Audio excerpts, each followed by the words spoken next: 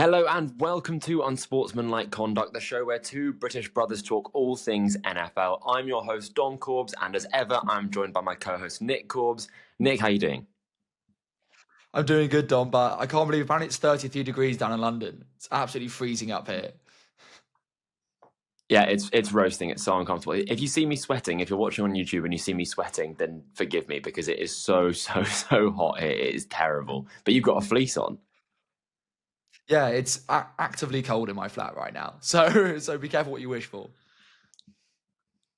Tale of Two Cities. Right, so this is our our preseason week one recap. So we are going to go over the biggest stories, the biggest storylines, the biggest plays from week one and give our takes and our thoughts on all of them. Is there a play that you want to specifically start with or a game that you want to start with? So a player that I would particularly start with, and a game and a team as a whole, is Caleb Williams and the Chicago Bears. What Caleb Williams gave us today was what I think we were all expecting, but maybe not so quickly. His improvisational skills, you saw immediately, hand in the face, back of the hand flick to the running back on a screen. His throw on the run ability, scrambling out of the pocket, delivering a 20-yard dime down the field. You don't really see that often from that many players. And I said in an earlier episode that the Bears are my surprise playoff pick, and this Williams performance has only vindicated that take. Yeah, I couldn't agree more. Essentially, he looked as advertised. He looked like the first overall pick. Like already that throw to Cole Kmet when he rolled out to his right.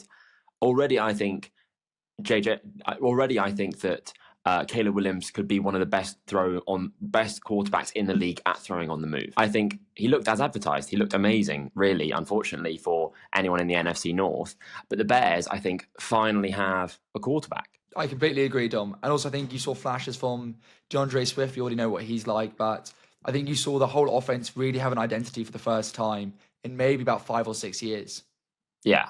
He just looked incredibly poised, confident. He showed his arm talent, his ability to throw on the run. As I mentioned, tight window throws. He is what he says on the tin. He was the first overall pick for a reason, and I think the Bears would make that pick 10 times out of 10 after just one preseason outing. So that was a great performance from Caleb Williams. Something that I wanted to mention is another first-round quarterback's performance in J.J. McCarthy. I thought J.J. McCarthy's preseason outing was genuinely really impressive. I'm someone who, in the pre-draft process, really wasn't that high on McCarthy at all. He was my QB5, I believe, maybe even QB6, just because I thought he would need time to develop and to be able to become a proper NFL starter coming from the offense he played in Michigan. But I was really impressed with his first preseason outing, particularly what he did under pressure. There were multiple instances where the pocket was collapsing around him. He would step up into the pocket and deliver a nice throw. He would roll out instead to avoid the pressure. Or sometimes he'd even just sit in the pocket and take the hit to hold onto the ball for a fraction longer to wait for the receiver to come open. And seeing that from J.J. McCarthy was really, really encouraging, I think. And I also think that you saw how elite, I would say, how elite the offensive scheme is in Minnesota under Kevin O'Connell, that even without any of their offensive stars, obviously Justin Jefferson wasn't playing, TJ Hawkinson is obviously injured, Jordan Addison didn't play either, I believe. Even without those playmakers, this system can still operate at a pretty high level with a quarterback who, by my account and by many others' account, is pretty inexperienced. So I think that was also really, really exciting to see that this system can operate even with a quarterback like JJ McCarthy, even in the preseason without some of their weapons. Well, I think I agreed on. I thought he had a great showing this week. But coming out of the draft, his biggest skill was that he was able to change plays at the line of scrimmage, call protections, and call audibles, which very few other college quarterbacks are able to do. His IQ was by far his biggest draft pull, really. And even though he's inexperienced in terms of pass attempts at the college level and obviously now at the NFL level, I believe that IQ is really translating over well. Yeah, definitely. I mean, you saw the JJ McCarthy USP of having like insane zip on the ball, like almost like Baker Mayfield is what I compared him to. Like he throws absolute rockets at every level of the field. But one of my other concerns for JJ McCarthy, of which there were quite a few, but one of them was that he couldn't really throw those go balls from the right hash to the left sideline, for example. So there's really deep arcing balls that you need to throw to really be an NFL quarterback and to operate an NFL offense at a high level. And in this preseason game, he threw one straight to Trent Sherfield, I believe. Or no, Jackson, number 8 Jackson. I can't remember his first name. But when I saw that throw, I was like, okay, all right, JJ McCarthy's got something here. I'm happy to for him to prove me wrong. I really hope that all these players do. If I think they've got flaws, we obviously want them to be as good as they can. And in that route, the DB was insanely flat-footed. If he's not cut by the time this podcast drops, I'll be amazed. But nevertheless, it was a really nice throw. Hit the receiver in stride. Great arcing pass. He still needs to work on that, but I think flashing that ability is really, really impressive already and very, very encouraging. Well, Dom, speaking of deep balls, by far the best throw of the week, in my opinion, was from Jayden Daniels, the second overall pick to the Washington Commanders. So admittedly, he did look a little bit nervous on his first couple of throws, missed a wide open screen, but he threw an absolute dime. Was it 50 yards down the field, DB in perfect coverage. And again, that's why I wasn't particularly high on him, Dom. I don't think you were either. But that he was proving in that throw why he was selected where he was selected. Yeah, Jayden Daniels was exactly the quarterback in that tiny sample size that he played in for his first preseason game, was the exact same quarterback that he was in LSU. Like, he only had 4 or 5 attempts, something like that. But in that, he showed his legs. He obviously ran in for a touchdown on a read option, which is classic of Jayden Daniels, and threw a great deep ball. Like, if Jayden Daniels can do 2 things well, it is throw a really nice deep ball and using his legs to pick up yards and pick up touchdowns. So Jayden Daniels, I think, already has shown why he was picked as high as number 2 by the Washington Commanders. Now, the rest of his game, like processing an NFL defense, going on long sustained drives, not getting absolutely decleated by trying to pick up some extra yards and understanding that he needs to just sometimes live to play another down. A few of those things we obviously still have yet to have answers for, but it is only the preseason. It is only the first game of preseason, and Jayden Daniels did only play a couple of snaps. So I'm definitely not going to sit here and say I'm right or someone else is wrong. He had a very good outing. It was a small sample size. We'll continue to see how Jayden Daniels is looking. If his ability on the legs and the deep ball are 2 things that you cannot teach. That touch on 60 yards is elite. You can always teach a player to slide, is what I would say. You're absolutely right. You can always teach a player to slide, but can you teach a quarterback to properly diagnose and read a defense at the NFL level? I'm less sure, but we'll see. We'll see. But Drake Maye is another quarterback who had a shorter outing. Nu, what do you think of that? Well, I'm not gonna lie, I didn't really think that much of it. I know that's not the best analysis you'll ever see, but I thought he wasn't great. He wasn't bad. I thought Joe Milton really took the spotlight from him in that one preseason game. So Milton, obviously the 6th-round pick out of Tennessee, who had a lot of problems as a quarterback, but his pure athletic and pure raw talent was on full show, which has obviously led to a lot of the media massively overhyping him and saying he's Drake Maye, who Joe Milton's the future of the New England Patriots. That is not the case at all. I literally cannot stand the Joe Milton hype train. I think it's absolutely ridiculous. He is point blank not good. He was drafted in the 6th round for a reason. Yes, he's got an insane arm. We already knew that. We knew that before he had that highlight clip at the combine where he threw it 75 yards. We know he's got a good arm. There is much more to being an NFL quarterback than just having a cannon for an arm. He is not good. Everyone that is losing their minds about, Joe Milton mania, he's finally going to do it. What if he finally all puts it together? Let me spoil it for you. He's not going to. Drake Maye is the heir apparent quarterback. They drafted him in the 1st round with a very high draft pick for a reason. And they drafted Joe Milton in the 6th round for a reason. These things don't just flip on their head suddenly. Drake Maye didn't play in this game, so he's not going to have, hardly played in this game, so he's not going to get a lot of hype around him. Milton did. He played well. Don't get me wrong, I'm not going to say that Joe Milton didn't play a good game. He did play a good game, but that's part of the Joe Milton arc, is that he plays well in a game that doesn't matter, and then when it comes to actually playing well, he doesn't play well. So that's the bottom line for me on the whole ridiculous Joe Milton hype train. Really, all it is Jacoby Brissett is going to be the starter. Drake Maye will take over maybe at some point in the season, maybe not at all. I'm going to talk about this later in one of my preseason takes. But Joe Milton's going to be the third quarterback at best. Yeah, I agree, Dom. I don't really see that much of a path for him to playing. You even saw it last year when the Patriots drafted Cunningham out of Louisville, and he had 2 great preseason games, and everyone said, "Oh my God, is he going to take over from Mac Jones?" No, he's not. Is the short answer. He beats down a bad opponent, but he definitely does have the raw talent to put it all together. But I just don't see a realistic timeline for that to happen.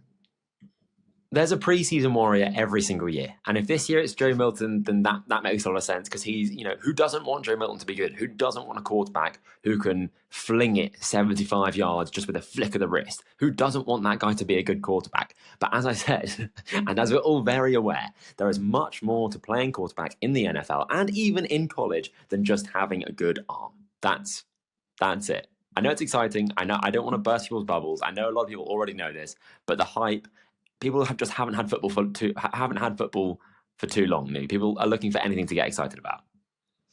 Very true. I agree. So another quarterback who I want to highlight before we go into our general preseason takes is Bo Nix. Now, I said that Bo Nix was my long shot to become offensive rookie of the year, and I think I'm quite confident in that long shot now. Not obviously, I don't think it's a lock or anything. I quite like that I chose that before we saw these preseason games. He got the most time out of any of these quarterbacks.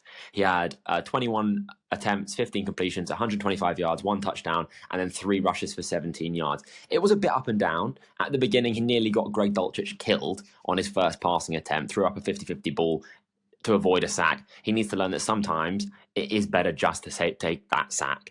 But otherwise, he was looking pretty good. He looked basically what Sean Payton would have drafted him for, which is just, can you operate this offense? Can you keep the ball moving? Can you let the run game kind of take control and you kind of pick it up as you need to as the quarterback to move the chains in larger downs? And I think Bo Nix did that very well. I think will be a game manager rather than a game commander, and that has like negative connotations, I think, but it doesn't need to. Like Bo Nix's whole career up to this point has been about kind of like reining him in a little bit from his Auburn days where it was just hero ball or bust. And now at Oregon, he was in a very, very conservative offense. I'd like him to kind of take a bit of a step back to that kind of hero ball, but only a slight step, just so we can see what Bo Nix really has. Because what stood out to me most was his creativity with his arms and his legs. Like obviously Sean Payton's offense is all about just like, can he play within the scheme? Can he play within the remit of the offense? Can you just keep the ball moving, avoid sacks, avoid turnovers, generally a lower average depth of target? But I think Nix really shone when he wasn't asked to do that or couldn't do that. Like when the play broke down, he'd roll out to his left, throw to his right, kind of crossbody. He'd pick up some yards with his legs, like I said in our previous episode on the rookie special. He's a good athlete. Bo Nix is a good athlete. I won't say it, but some people will say he's sneaky athletic. But he's a good runner. Now he runs a little bit like Kyler Murray. It's a bit like quite chaotic. He holds the ball in his hand and it's all very like armsy, but it works. It doesn't look great. Caleb Williams, I thought, like almost glides over the football field. Bo Nix is a bit more chaotic than that. But overall, I think that where I was most impressed with Bo Nix was when he threw a fade, which was dropped by one of the receivers. I can't remember off the top of my head, but that was dropped in the end zone. That was a really nice throw, like perfect throw. And when he had to kind of pick up some yards with his legs, with his arms after the play had broken down. Yeah, Dom, and what I think is quite unique about the Knicks situation is, for example, Daniels and Williams are week 1 starters, already locked in, and May and a few of the other quarterbacks know they're going to wait. Whereas Knicks is currently in a QB1 battle with Stidham and Wilson. So this is really a rehearsal for him. Whereas for the other quarterbacks, it's more just to get them experience for their playtime. Whereas this is really a chance for Knicks to show his talents against 2 other backup quarterbacks, in my opinion. So I think Nix has had a great game and really has given himself a shot to start week 1 in the Sean Payton offense. Yeah, but this is the thing, is that I think that Nix is already the starter. Like, I know it's not official. He was the third quarterback on the depth chart, like the unofficial depth chart. But they're not starting Zach Wilson and they're not starting Jarrett Stidham. Like, they drafted Bo Nix with a high enough draft pick. He is ready to start. He's an older prospect. He doesn't need to sit like Drake May or like JJ McCarthy. So I think Bo Nix is unofficially the starter. And I think that with the way he played this week, I think he should be. I think he showed, like you said, he offers so much more than Wilson and Stidham can offer you and gives you a better chance to win. And at the end of the day, that is who you should start at quarterback. If Zach Wilson has to play snaps for this team, it's over. It's done. Like the Broncos season, wrap it up and just put it away for next year. Like, I don't know what has to happen, injuries, whatever. Obviously, we hope those don't happen to players. But if Zach Wilson plays, something's gone horribly, horribly, horribly wrong. So then, now that we've covered our general games that we wanted to bring up and the players we wanted to bring up, are there any preseason takes that you have for us? So my first preseason take is unfortunate as a Giants fan, but I think the Giants are absolutely screwed. I think we are cooked. So obviously it's only one preseason game and we beat the Lions 14-3. However, the receivers had a combined 12 receiving yards. Neighbors had 16 routes run, 0 targets. This offense is dead on its feet already before the season's already begun. If you have to rely on a run game with the 28th worst offensive line in the league, you're not going to get very far in the NFL. And I understand that Daniel Jones wasn't playing and it was mostly Tommy DeVito. But I do not see a scenario where this Giants offense improves enough. I still stand by my take that Malik Neighbors will be the offensive rookie of the year because I think they have to get him targets for them to even try to keep their jobs. But I just do not see a path for this Giants team to win more than 6 games. Yeah, it's a tricky one, isn't it? Because you don't want to necessarily get wrapped up in the preseason hype or despair from just one game. But equally, when a lot of other teams are having quite a lot of success, because it's not based on if you win or lose in the preseason, really, apart from if you were the Ravens last year about keeping a streak alive. Winning or losing in the preseason is kind of really irrelevant. You're here to kind of see what the new offensive schemes look like, what the new rookies look like if they get playing time, who's playing with who's playing at what position. But if you have a performance like the Giants had, which is like genuinely quite worrying from multiple perspectives, and then you throw on top of it the fact that the disaster of last season, suddenly it's not surprising that Giants fans such as yourself are feeling a little bit concerned about how this season could look. Yeah. And Dom, it's not just the offense. I understand that the Lions only put up 3 points. That's because Nate Sudfeld is hardly setting the world on fire, is he? But outside of our D-line, which is obviously quite strong with Brian Burns and Dexter Lawrence and Kayvon Thibodeau, there's really not a lot of talent on that back end. You've really got to hope some rookies pull through, like Drew Phillips and Tyler Nubin, the safety out of Minnesota. But if they don't make an immediate impact, this could be a bottom half ranked team on both offense and defense and special teams, which is not a recipe for a Super Bowl, I can assure you. Well, I don't think anyone's got that. I don't know if anyone in the Giants camp has their eyes set on a Super Bowl, but yeah, you're absolutely right. It's not the recipe for even a remotely successful season, let alone a Super Bowl. But I saw a great clip of Tyler Nubin actually on socials, absolutely laying out an offensive lineman. Like that guy can hit. Like I've been doing a series on my TikTok at Dom Corbs. Go and follow me, by the way. Shameless plug. No, shameless plug. I said on those videos that I actually, despite them being young and unproven, and we can't be too confident about our evaluation of these young players just yet. But the Giants secondary, despite it being young, has some really interesting and good players on it. Like, obviously, it's got the first round draft pick from last year, Deonte Banks at corner. Tyler Nubin was a lot of people's safety one in this class. Obviously, Drew Phillips as well. There's a lot of young players there. If they play up to the ceiling that a lot of people have for them, that Giants secondary could sneakily be pretty decent. But equally, the flip side is also true, that if they're young, they're inexperienced, and they don't play that well, then suddenly the Giants have one of the worst secondaries in the league. So it is very much do or die for the Giants defense, especially the secondary this year, and really the whole team. Yeah, I completely agree, Dom. There's not much you can do. Rookie corners are really good. If we do get Marshall Lattimore and Jamal Adams out of a second or third round pick, I'll put my hands up and say I was wrong. But I unfortunately don't see that happening in year one.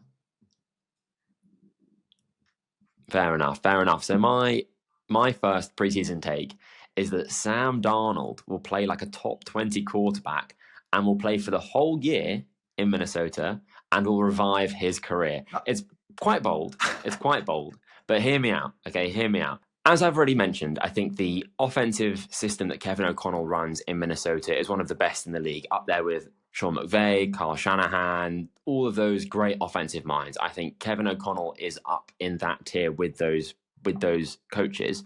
We saw last year how he had a lot of success with quarterbacks like Josh Dobbs, Nick Mullins, just essentially randomers from the street who are no good, no better than third string quarterbacks. And they had a pretty decent season. Obviously, yes, they've got Justin Jefferson, who is an elite wide receiver, but that's also part of my argument, is that not only do you have great coaching with Kevin O'Connell, but you've also got some of the best offensive weapons in the league. Justin Jefferson, the best wide receiver in the league. Jordan Addison, a very good number 2. TJ Hawkinson, if he comes back healthy, he's one of the best tight ends in the league. The offensive line is good enough, and this is my biggest crux, my biggest issue with JJ McCarthy, and why I didn't want him to go as high as he did, is because he isn't ready to start right away. Yes, he had a great preseason performance, but ultimately, from what we've seen at Michigan, which is it's a much bigger sample size than what we've seen from one preseason game and a couple of drives in that game, is that he is inexperienced in terms of actually having to command an offense, not having to rely on a really, really good run game, which he had in Michigan. And I think there's no rush with JJ McCarthy. And ironically, we've seen a quarterback like Sam Darnold have his development and his confidence massively dented because he was put in a position which he wasn't ready for and couldn't really succeed in. So I think there's no reason to rush JJ McCarthy in. Sam Darnold is a perfectly fine British quarterback who I think is going to play very well with very good coaching and very good offensive weapons. And I think it's going to result in Sam Darnold playing the whole year, JJ McCarthy being on the bench, and ultimately that is the best thing for the Vikings and the best thing for JJ McCarthy, which should be their top priority. Dom, I have 2 big rebuttals to that point. My first one is, hit me. If Darnold was able to put it together with elite coaching and elite weapons, why didn't he not do that at San Francisco? If he was able to play... Because Brock Purdy was better. Dom, you yourself admit that you're a Brock Purdy hater as much as I am, Dom. If Sam Darnold was able to play like a top 15 quarterback, he would take away snaps from Brock Purdy, surely. But that's the thing. I'm not a Brock Purdy hater, first of all. I'm a Brock Purdy realist. And second of all, it is the fact that if you've already got a guaranteed top 15, because Brock Purdy is a top 15 quarterback in the NFL. I completely believe that he is. I just don't think he's in the top 10. I think he's in the 10 to 15 range. Sam Darnold hasn't actually yet proven that. Brock Purdy has. So you'd be a bit foolish to take that away from Brock Purdy, who is a much cheaper quarterback drafted in the 6th round with the final pick of the draft, as opposed to Sam Darnold, who, yes, obviously hasn't had a great career, but will definitely still command more money. And that's the kind of money that the Vikings have paid him. They've paid Sam Darnold pretty decent money, a bit more than you would normally pay a backup for. So I think they are intending for him to start this year. Now, maybe if the wheels fall off and if Darnold doesn't play as well as I think he will, then maybe JJ McCarthy will come in. But I think the best outcome for the Vikings is that Sam Darnold plays well and they have no need to put JJ McCarthy in. I think JJ will still be the heir apparent quarterback. They drafted him. Sam Darnold will just be the bridge. But I think he could revive his career to the point where after this year, he has like a Geno Smith revival and other teams genuinely want him to be their quarterback. Okay, I agree with how he become a Geno Smith style type player. But Dom, more importantly, do you know the last quarterback who was drafted high in the 1st round to sit for an entire year was? It was Patrick Mahomes. Mahomes. Yeah, behind Alex Smith. And I can assure Alex Smith, people forget, Alex Smith was a very, very good quarterback. He was a top 10 quarterback when they drafted Mahomes. There's a reason why Mahomes couldn't break into that team. And the Chiefs made the playoffs that year with Alex Smith. The Vikings are not that caliber of team, and people need to keep their jobs. And the number one way to keep their jobs is for rookies to play. Unless Sam Darnold goes 12-4, 12-5, he is not starting for the entire year. I don't see him getting past week 8, in fact. Normally week 4 is when the media pressure starts to get to the coaches and you see rookies stop playing. That happened with Eli Manning and Daniel Jones, for example. But I do not see a scenario where Sam Darnold plays for the entire year.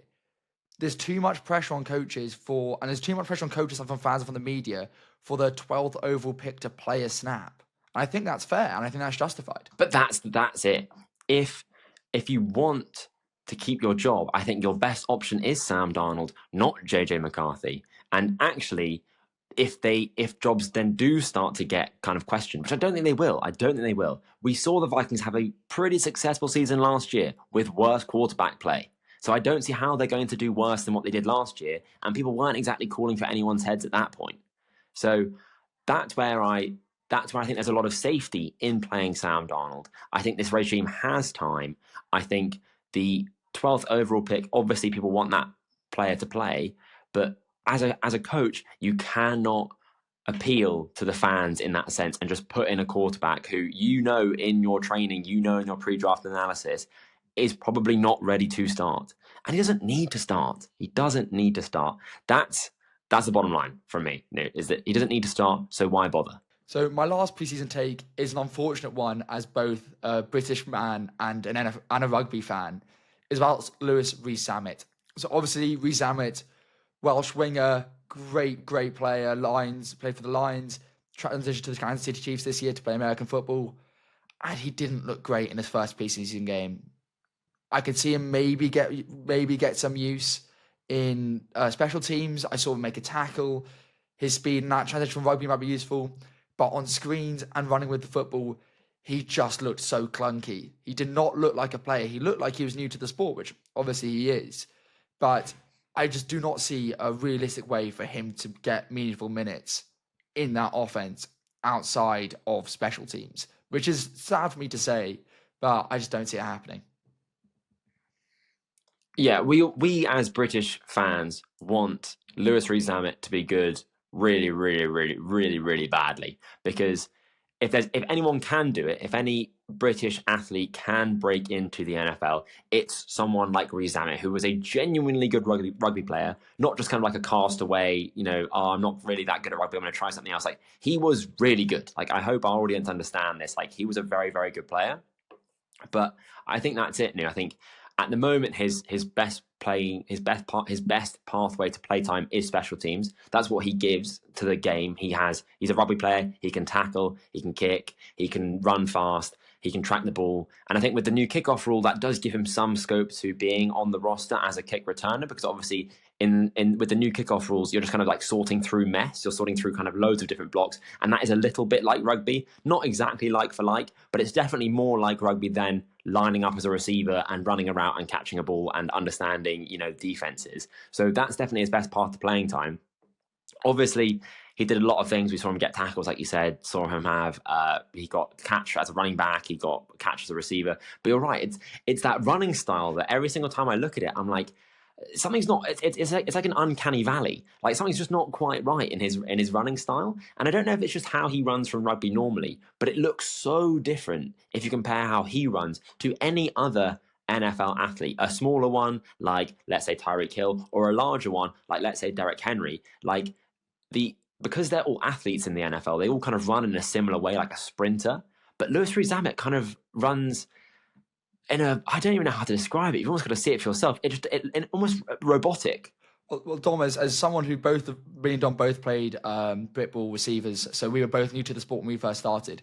And not saying that I'm a better receiver than Lewis Rees-Zammit, because I can assure you I am not. But it's how coaches tell you to run. It's get low over the ball, 2 hands over. It's like he's never seen an NFL game, but someone's described to him how an NFL player runs.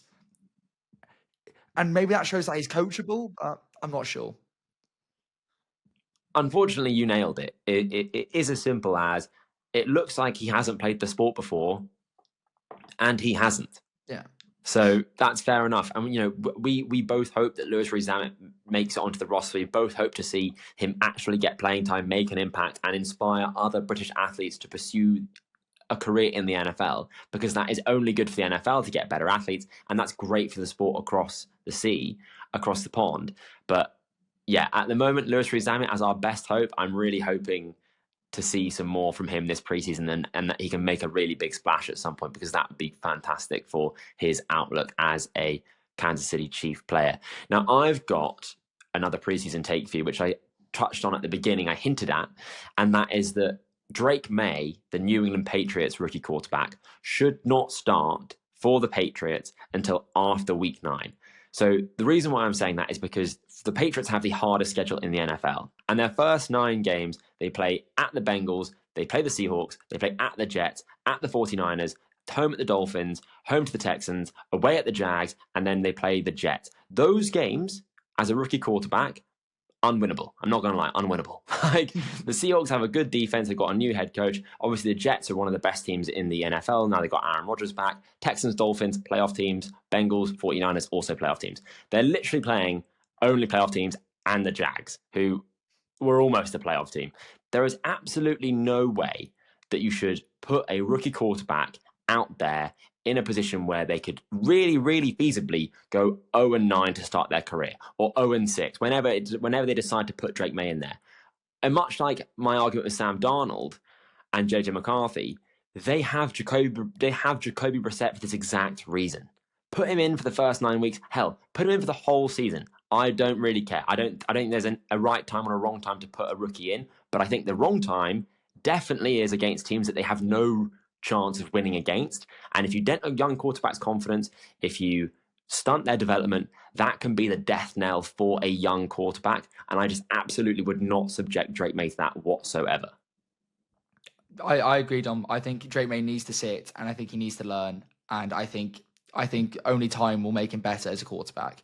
And I think when you put a rookie quarterback in too early, it can really dent their confidence and therefore dent their future career prospects. So yeah, I agree. I also think the Patriots receiving core is super weak. I just don't see him succeeding super early, so there's only benefit him to rest him up. Exactly. And my final take, New, which I hope you'll agree with me on, I just cannot quit Justin Fields. I think he's going to play meaningful snaps in Pittsburgh. I think Russell Wilson is going to play his way to the bench. They have the 3rd hardest schedule in the NFL. And I think Fields offers you at least something more exciting than Russell Wilson does. And I think that after they play some hard games, they lose some games, and the Steelers obviously want to be a competitive team. They always have been, and they always want to be. They're not a team that's going to let themselves just coast to the 10th overall pick. They will want Justin Fields in, and I want him in as well. He played a little bit in this preseason. He looked, unfortunately, almost exactly like he looked in Chicago. He had, some bad anticipation. He missed some receivers coming open further down the field, was a bit conservative. But then also, he had this amazing play action pass to Van Jefferson. Give me more of that. Like, that is all I need to keep this agenda going, is just little nuggets of hope with Justin Fields. Because if he could be good, oh my God, it would be insane with his rushing threat and what he was as a passer at Ohio State, which obviously we've not seen since he came into the NFL. But if he can somehow merge his Ohio State passing and his NFL running talent and make it into an actual serviceable quarterback, he could be very good. But the massive roadblock here, New, is he has Arthur Smith as his offensive coordinator, and that is just an absolute disaster. Please, please, please give Justin Fields a good offensive coordinator like a Kyle Shanahan, Kevin O'Connell, or a Sean McVay, and he actually might become something. But under Arthur Smith, God, the outlook of a quarterback like Justin Fields, who needs some developing and who needs to, be in an offense which plays to his strengths, I'm not hopeful. Unfortunately, Dom, I agree. You know how much I love Justin Fields. I didn't even want the Bears to draft Caleb Williams. That's how much I believed in Justin Fields. I've since changed my mind, and I think I was wrong in believing that. But I think he has the talent, and I really hope for him. He's a really likable guy that he just puts it all together. But you're right. I think Arthur Smith is holding him back. Throwing just play action run game and running the ball is not going to benefit his development at all. It's unfortunate, but I will continue to fly the Justin Fields flag, even though Bears fans don't think I am a Justin Fields truther because I wanted them to draft Caleb Williams. So that has been our preseason week 1 roundup. We will be back with week 2 and our recap of that week as well. But until then, I've been your host, Dom Corbs. That's been Nick Corbs. You've been listening to Unsportsmanlike Conduct. Thank you very much. And make sure you tune into the next episode. Subscribe on YouTube. Follow us on Apple Podcasts. Until the next one, see ya.